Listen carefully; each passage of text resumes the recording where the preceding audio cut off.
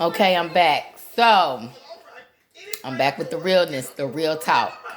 So, to let you know something about me and how I got started 3 years ago, like 3.5 years ago.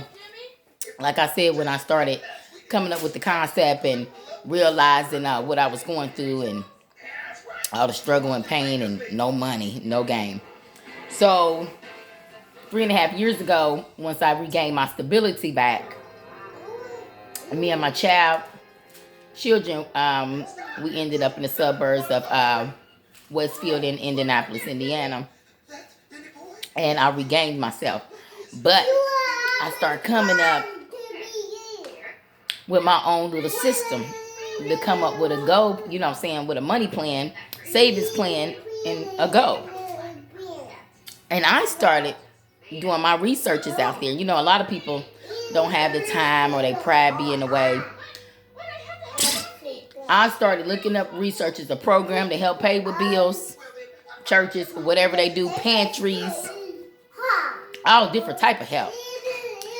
And they had a great system out in Westfield, in that suburb area. It wasn't a low poverty area. It's a middle class rich area. If you know anything about Westfield, Carmel Fishers of Indianapolis, you know they got it ain't too many. You know what I'm saying? So I came up with the plan. I checked out who had some great pantries that I can add my money with. What is the pantries that's worth it to go to?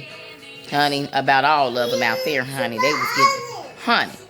They had you going grocery shopping.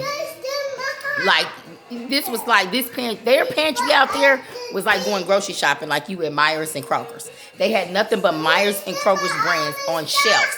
And you get to push a cart and pick out whatever you want. And they give you a limit of how, many you need. And of course, I said I had 7 family members, okay? It was really only 3. 2, 3, you know what I'm saying? But I had 7. And of course, they didn't do all that research out there. And it's crazy how they take care of their area, their people. It is totally different from the city limits in Indianapolis, Indiana, because they checking and doing the research. They want to see birth certificates and all that.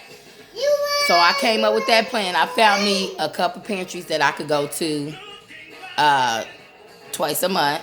They did twice a month because in the city limits it was only one time a month. So they did twice a month. Great pantries. Okay. Then I found me some churches. Honey, you ain't got to give out no proof. All you got to do is call once or twice a year with your address and the bill number.